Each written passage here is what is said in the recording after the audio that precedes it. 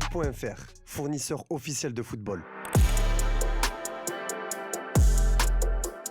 Bonjour à toutes et à tous, j'espère que vous allez bien, bienvenue dans ce nouveau JT Foot Mercato. On commence ce JT en France où le Paris Saint-Germain bloque un de ses boulets. Pour le moment, le mercato est bien calme à Paris avec seulement le départ de Milan Skriniar à Fenerbahçe. La priorité est d'abord de se débarrasser des indésirables, mais pour Carlos Soler, le PSG ne compte pas le brader. Dernièrement, Villarreal était chaud sur le dossier du milieu espagnol, mais se heurte à la volonté du PSG de ne pas accepter un départ à prix réduit. Cette situation agace côté espagnol qui est dans l'urgence après des pépins physiques en défense. Le remplacement de Thierno Barry a effectué, voilà pourquoi ils veulent boucler l'arrivée de Soler rapidement. Et si au PSG ça a été calme pour le moment, ça risque de s'accélérer puisque selon plusieurs informations, le PSG a un accord de principe avec Ilya Zabarny, défenseur ukrainien de Bournemouth et cible de longue date du PSG. On parle d'une indemnité de transfert de 63 millions d'euros, pouvant même monter jusqu'à 67 selon le journaliste Fabrizio Romano. Zabarny signera un contrat jusqu'en 2030 avec le club de la capitale. Le Roc de 22 ans va bien concurrencer la charnière Pacho-Marquinhos, championne de rampe en titre. D'ailleurs, cette arrivée concerne aussi le LOSC, puisqu'avec cette vente, les Cherries vont pouvoir avancer sur l'arrivée de Bafodé Diakité, dont Lille en demande toujours 40 millions d'euros. Toujours en France, mais en Ligue 2, TJ Savanier est pour le moment toujours un joueur de Montpellier, malgré un bon de sortie accordé par son club. Cependant, le joueur de 33 ans n'excite pas les foules cet été. La priorité est toujours à un départ, mais Laurent Nicolin, le président du MHSC, a évoqué la possibilité de le voir rester à une condition, qu'il change d'attitude. C'est vrai que la saison dernière a été compliquée pour lui, à la fois sportivement et en dehors. J'ai été obligé de lui enlever le capitana car malheureusement, il n'a pas été à la hauteur. S'il reste, il nous apportera ce qu'il peut apporter. Après le mercato, il sera à la disposition du coach et peut-être qu'il marquera les buts importants ou fera les passes décisives qui feront qu'il se réhabilitera auprès du public. Ce sera à lui de se bouger le cul pour redevenir titulaire, voilà qui est clair. Libre depuis le 1er juillet, Marcus Coco a refusé au dernier moment de jouer en Russie pour relancer sa carrière.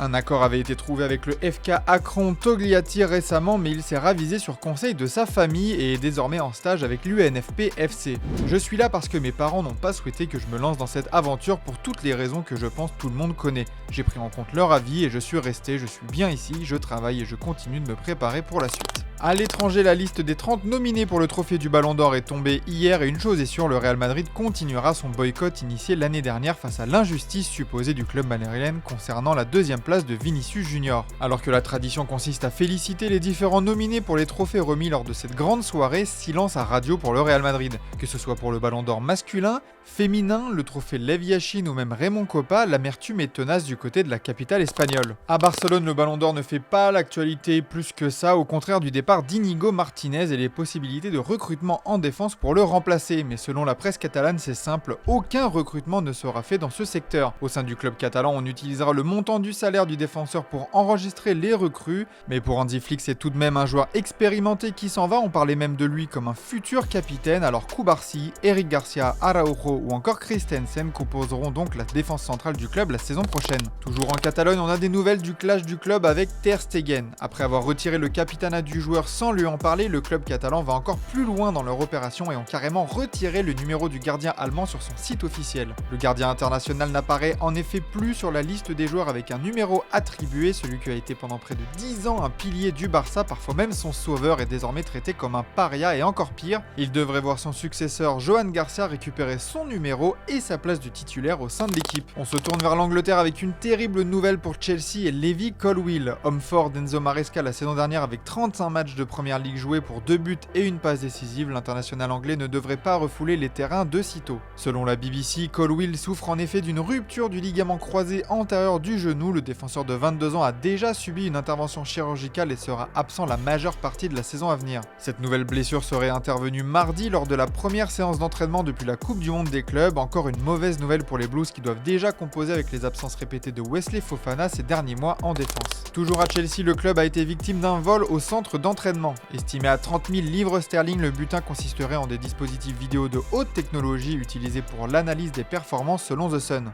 L'hypothèse d'un oubli est toujours d'actualité puisque des employés employés sont toujours en vacances, mais l'importance du butin est suffisante pour monter une enquête. Ce n'est pas la première fois que Chelsea fait face à des incidents de sécurité. Ces dernières années, plusieurs joueurs ont été victimes de cambriolages dans leur résidence située près du centre d'entraînement. Raheem Sterling avait vu sa maison ciblée en décembre 2022 alors qu'il disputait la Coupe du Monde. Et Reece James s'était également fait dérober des médailles précieuses en 2021. Allez, tout de même une bonne nouvelle chez les Blues, le club et Alejandro Garnacho sont apparemment déjà d'accord sur les bases d'un futur contrat. Selon The Athletic, l'ailier argentin aimerait rester quand même à Manchester United, mais Chelsea est sa destination en cas de départ. Pas d'autre option à l'étude, son départ pourrait accélérer le recrutement de Benjamin Sesko à Manchester United, affaire à suivre. À Liverpool, tous les signaux sont au vert avec une préparation satisfaisante et un mercato pharaonique mené d'une main de maître, et avec tout ça, Arne Slot est un homme heureux, notamment de sa profondeur d'effectif en attaque. Je pense que nous avons déjà beaucoup de potentiel offensif dans notre équipe. Gakpo, Chiesa, Ekitike, Salah, Wirtz, Frimpong, nous avons des options, mais nous étudions aussi le marché. Évidemment, le cas d'Alexander Isak vient en tête quand on parle d'opportunités de marché, mais c'est sur l'avenir de Darwin Núñez qu'il s'est aussi exprimé.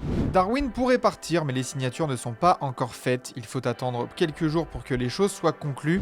Le départ se précise donc pour une arrivée potentielle du Suédois. En tout cas, chez les Magpies, on aurait déjà ciblé son remplaçant, Dusan Vlahovic. Selon la Gazzetta dello Sport, le buteur serbe de la Juve a été proposé par ses intermédiaires et faute de trouver mieux sur le marché, Newcastle se contenterait donc de cette cible. Mais attention, une nouvelle priorité existerait pour Newcastle, ce serait Randal Kolo Muani. Face aux nombreux refus essuyés par les Magpies, le nom du Français serait désormais très haut dans la liste des potentiels remplaçants à Alexander Isak. Ses performances remarquées en deuxième partie de saison dernière en Italie à la Juve ont apparemment convaincu l'état-major du club anglais de sortir le chéquier pour lui, un nouveau prétendant qui va mettre la pression à la Juventus pour le garder. De l'autre côté des Alpes, Com a bien l'intention de montrer que la saison dernière n'était pas qu'un feu de paille, et parmi les révélations sur le terrain, Nico Paz attire les prétendants. Selon Sky Sports Italia, le club italien aurait refusé une offre de 40 millions de Tottenham pour le milieu de terrain espagnol de 20 ans, un montant bien loin des 70 millions d'euros attendus au cas où par Com pour son joueur.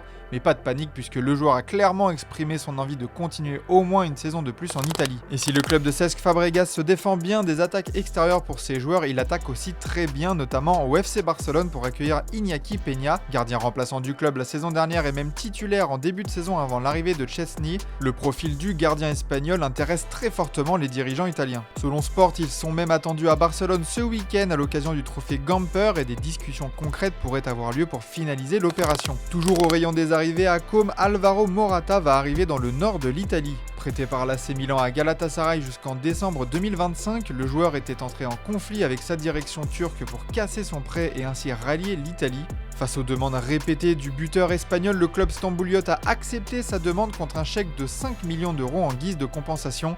Les Rossoneri et ses voisins Lariani s'étaient déjà entendus sur un prêt avec obligation d'achat dont le montant est situé aux alentours de 10 millions d'euros. Le joueur de 32 ans est en route en ce moment pour le nord de l'Italie où il est attendu pour passer sa visite médicale. On passe aux officiels du jour et Evan Guessant qui quitte l'OGC Nice pour rejoindre l'Angleterre et Aston Villa. Par un communiqué, le club de Birmingham a confirmé l'information. Aston Villa est ravi d'annoncer la signature d'Evan Guessant, l'international ivoirien qui est un attaquant polyvalent, a également été nommé joueur de la saison de Nice la saison dernière, pouvons-nous lire dans le communiqué du club anglais. Les deux clubs se sont entendus sur une indemnité de transfert avoisinant les 35 millions d'euros pour celui qui a inscrit 12 buts en Ligue 1 la saison dernière. Après Olivier Giroud et Paul Pogba, un autre champion du monde 2018 revient en Ligue 1 avec la signature de Florian Thauvin au RC Lens. Le club nordiste l'a annoncé aujourd'hui sur ses réseaux sociaux, l'ancien ailier de l'OM s'engage avec les 100 et or pour 3 saisons contre un montant de 6 millions d'euros. En Angleterre, Manchester City prête sa pépite Victor Reis à Gérone. Âgé de 19 ans seulement, le défenseur central, acheté pour 37 millions d'euros à Palmeiras, n'a joué qu'une rencontre de Première Ligue. Les Citizens le prêtent donc dans une équipe appartenant au même groupe pour obtenir du temps de jeu et progresser, le club catalan l'a annoncé sur ses réseaux sociaux. Enfin, un nouveau joueur part aux Émirats Arabes Unis cet été. Dusan Tadic quitte le vieux continent pour aller à Al-Wahda, 3e du dernier championnat émirati. L'ancien attaquant de l'Ajax était libre après la fin de son contrat à Fenerbahçe et sort d'une saison convenable avec 11 buts et 13 passes décisives en championnat. Il avait notamment été de l'épopée de l'Ajax en Ligue des Champions en 2019 et avait annoncé sa retraite internationale il y a un an. On se quitte avec l'image du jour et la reprise à Lyon définitivement sous le signe de la rigolade. À l'occasion des séances photos officielles de la LFP, Georges Mikotadze a décidé avec l'OL de piéger les photographes de la Ligue. Les problèmes de l'OL avec John Textor ne semblent donc pas affecter du tout le quotidien du club. C'est notre image du jour, merci de votre fidélité et on se donne rendez-vous demain pour de nouvelles vidéos sur Foot Mercato. Tu mets des lunettes. Je sais ce qu'ils disent, il faut enlever des lunettes. Je vois pas ça. J'avoue que les lunettes, je sais pas. Parce que je vois pas ça en fait. Ça enregistre à peine après.